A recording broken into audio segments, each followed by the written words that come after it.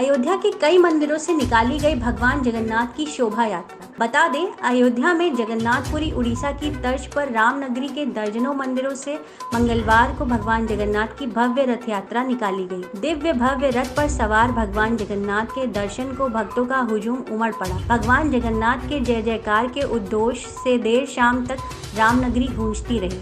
रथ यात्रा का भक्तों द्वारा जगह जगह पुष्प वर्षा कर स्वागत किया गया व भगवान की आरती उतारी गई। मान्यता के अनुसार ज्येष्ठ मास की पूर्णिमा को भगवान बीमार हो जाते हैं। 15 दिन तक भक्तों को दर्शन नहीं देते। ठीक होने के बाद वह भाई बलराम व बहन सुभद्रा के साथ स्वयं रथ पर सवार होकर भक्तों को दर्शन के लिए नगर भ्रमण को निकलते हैं। यहीं से रथ यात्रा का प्रारंभ माना जाता है। इस परंपरा के निर्वहन के क्रम में रामनगरी में भी रविवार शाम भगवान जगन्नाथ भाई बलराम व बहन सुभद्रा के साथ रथ पर सवार होकर नगर भ्रमण पर निकले। नगर निगम अयोध्या से जगन्नाथ मंदिर से निकली रथ यात्रा भक्तों की श्रद्धा का केंद्र बनी। महंत राघव दास के निर्देशन में निकली यात्रा में कलाकारों व भक्तों के नृत्य ने भी समा बांध दिया। महंत राघव दास ने कहा कि रात 7 बजे यात्रा के वापस आने के बाद भगवान जगन्नाथ को स्नान कराकर श्रृंगार व पूजन कर भव्य झांकी भी सजाई गई।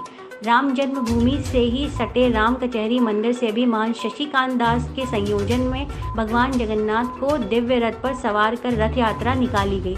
बड़ा स्थान दशरथ महल से शाम 5 बजे महंत बिंदु गद्याचार्य स्वामी देवेंद्र प्रसादाचार्य की अध्यक्षता में भव्य रथ यात्रा निकाली गई। रामनगरी में कई मठ मंदिरों से रथ यात्रा निकली।